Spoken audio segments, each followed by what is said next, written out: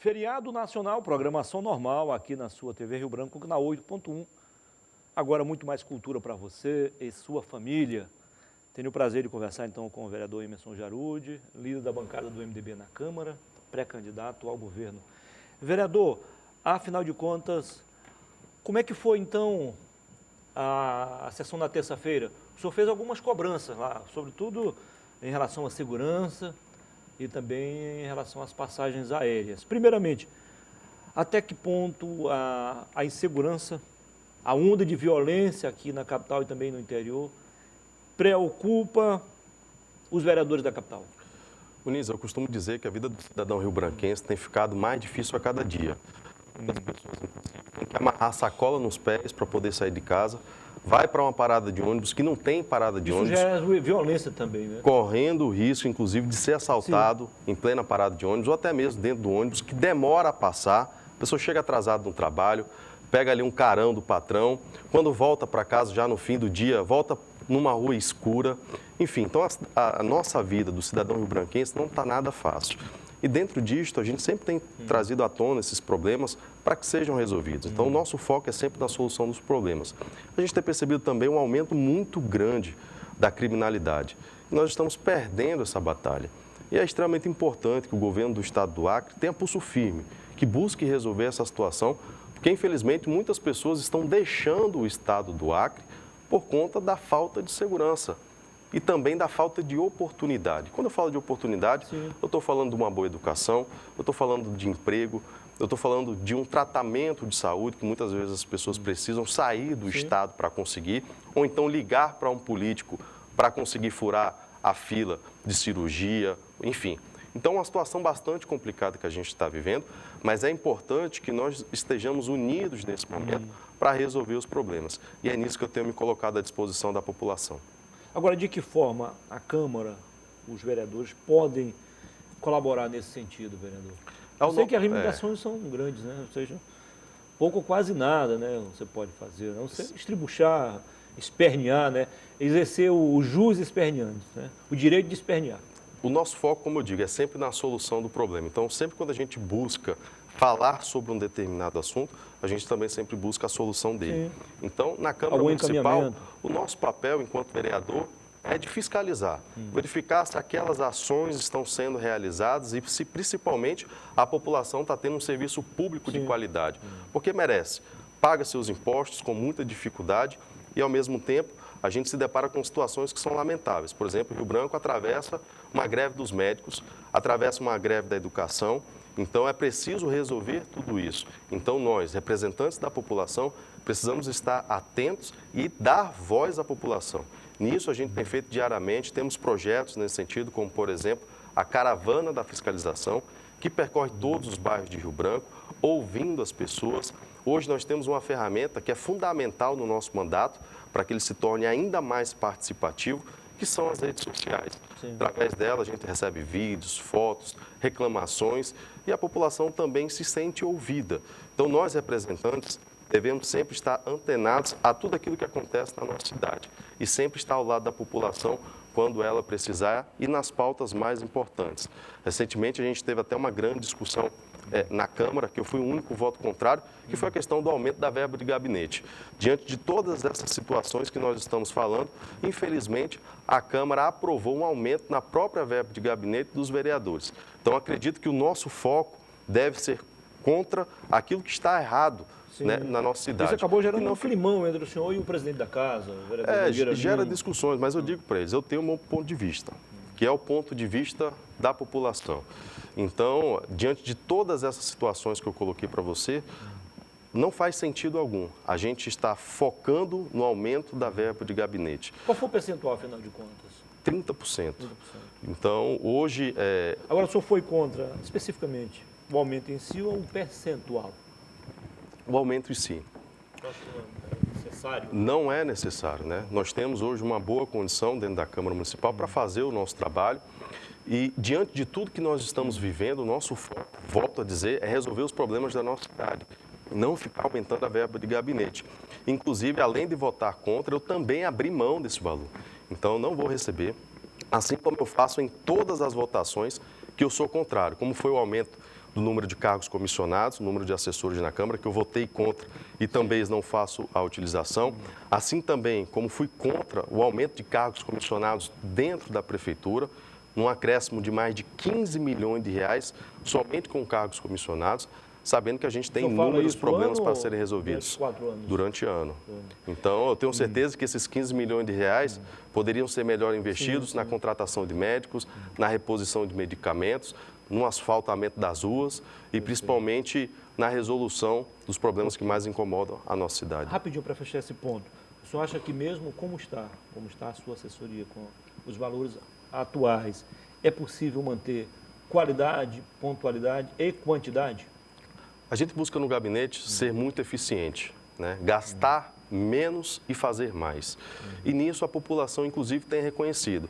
Na última pesquisa feita pela Data Control, inclusive, fomos eleitos pela população de Rio Branco como vereador que mais trabalha por ela. Então, eu quero aqui, inclusive, fazer um agradecimento público à minha equipe. Oneroso. A minha equipe que é muito dedicada, né? E mesmo assim a gente provou que é possível também economizar. No primeiro mandato economizamos quase R$500 mil, seguimos fazendo isso no segundo mandato, né? Eu não chego a utilizar 40% da cota do combustível que é disponibilizado, eu utilizo diárias como um servidor comum e não como um vereador. A gente reduziu aí o número de veículos à nossa disposição, dos 3 que eu tenho direito, eu só utilizo 1. Então, é assim que a gente busca tratar o nosso mandato, como se fosse a nossa casa. Eu tenho certeza que cada um dos que estão nos assistindo nesse momento busca um equilíbrio dentro de casa, né? Gastar mais em determinadas coisas, gastar menos em outra. Aquilo que não é tão importante para a nossa vida, a gente gasta menos, aquilo que é mais importante, a gente gasta mais. E assim deve ser na administração pública. Não temos dinheiro para tudo, não vamos ter dinheiro para resolver tudo. Então é preciso focar e eu penso que o foco deve ser resolver os problemas da nossa cidade relacionados à saúde, a transporte coletivo e tudo mais. Por falar em transporte, vamos falar de 2 tipos de transportes, coletivos e, evidentemente, terrestres e aéreos. A começar pelo transporte coletivo. Parece um problema crônico, né, vereador? É igual miséria em casa de pobre, não acaba nem fica pouco. Afinal de contas, vereador, qual seria a sua proposta ou a proposta do Poder Legislativo para pelo menos amenizar, porque ao que consta se agrava a cada dia, né? Quando a gente pensa que está melhorando, aí piora de vez. E aí? Bom, se eu tivesse na condição de prefeito, o que eu faria? Primeiramente, contrataria uma empresa especializada para rever toda a estrutura do transporte coletivo da cidade de Rio Branco. Verificar as linhas, verificar os terminais, como é que a gente pode... completo. Tem um raio-x, um retrato falado. Em todos os bairros, para readequar as linhas. Então, o primeiro ponto é você saber como é que está a situação das linhas da cidade de Rio Branco, aquela que tem maior fluxo, aquela que tem o menor fluxo. Terminado esse primeiro ponto, esse estudo, nós iríamos para o segundo, que é contratar novas empresas. Abrir um edital de licitação para que todas as empresas do Brasil pudessem participar. E não escolher a dedo, como fez o prefeito Tião Bocalon, trazendo uma única empresa para cá. E o terceiro ponto, a gente verificar a qualidade que deve ser obrigada as empresas a cumprirem. O que eu quero dizer com isso? Ônibus bom, né, com ar-condicionado, os estofamentos bem acolchoados, em boas situações, e não esses ônibus que quebram no meio do caminho, que pegam fogo. Feito isto, Muniz, nós vamos verificar quanto que será o preço da passagem. Então, a empresa ela vai ter um custo para manter isso aqui, e é óbvio que se o preço médio da passagem for muito alto, cabe também à administração pública dar um incentivo a essas empresas para que a gente alcance um ticket médio capaz de que a pessoa consiga pagar e se locomover na cidade de Rio Branco. Então, 3 pontos. Fazer o estudo, né, das linhas. Segundo, abrir um novo edital de licitação para trazer mais empresas. E terceiro, verificar o ticket médio da passagem para que assim a gente consiga disponibilizar para toda a população. Pegando a carona no seu ticket médio, eu acho que talvez um dos problemas crônicos está aí. Especialistas afirmam que é humanamente impossível a empresa, a prefeitura, digo, atrair novas empresas com essa tarifa no preço que está. Pelos estudos, você é um cara muito inteligente, muito organizado, pelos seus levantamentos, é possível ou não? Olha, como eu falei, 3,50, né? Tem que fazer um estudo detalhado. Eu vejo que hoje nós tivemos um aumento muito grande do combustível, né? As peças também, inclusive os veículos, estão muito mais caros, e teve um aumento também no preço. Então é preciso fazer um estudo detalhado e é uma planilha muito extensa, que vai desde o pneu, o óleo, o combustível, o salário do motorista, enfim, envolve tudo isso. Então, verificado esse estudo, penso eu que a tarifa até pode ultrapassar esse valor. No entanto, cabe à prefeitura também dar um incentivo para essas empresas. Ah, Emerson, mas você votou contra essa questão do subsídio para as empresas. É porque o que tem que acontecer é necessariamente nessa ordem. A parte do subsídio ela tem que ser a parte final e não a parte inicial. Porque senão a gente vai continuar com frotas muito ruins e a gente mantendo essas empresas aqui que não tem compromisso algum com a nossa população. Então, a parte final deve ser a parte do incentivo. Primeiramente, volto a dizer, vamos fazer um estudo das linhas que nós temos à disposição hoje do município de Rio Branco. Vamos abrir o edital de licitação para toda e qualquer empresa participar e não seja escolhida a dedo, como fez o prefeito Tião Bocalon. E, por fim, a gente garantir um incentivo a essas empresas para que a gente mantenha um bom ticket médio e a população de Rio Branco consiga pagar com um preço acessível, um serviço público de qualidade. Ok. Para concluir esse ponto, vou fazer um pequeno comentário aqui, na sequência uma pergunta. Num passado não muito distante, havia denúncia de que na composição da planilha de custo havia, eu não diria fraude, uma esperteza de algumas empresas, de algumas, não estou falando todas. E também isso não é crime, é uma esperteza, né? Bom, preço do pneu. Pneu novo, botavam pneu novo, mas o pneu era recapado. Perfeito. Economizavam ali. O preço davam bom, mas compravam na distribuidora, mais barato, combustível. Peça de reposição, compravam no mercado paralelo, mas botavam como se fossem peças originais. Economizavam aí de 60% até 70%. E até o sacolão dos servidores, que não estamos nada contra, mas é um problema dos servidores com a empresa. O contribuinte não é obrigado a pagar isso também. Tudo isso era incluso, ou incluído como queiram, na tarifa, que aí subia. Perfeitamente. Vocês chegaram a verificar esses meandros, seus mínimos detalhes? Verificamos isso entre 2017 a 2018. De fato, essa situação acontecia.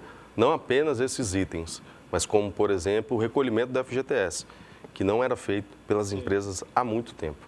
Também não pagavam o documento dos veículos e uma série de irregularidades. No entanto, mesmo com tudo isso sendo apresentado numa CPI lá atrás, essas empresas continuaram trabalhando aqui. E nós sabíamos que a bomba iria estourar.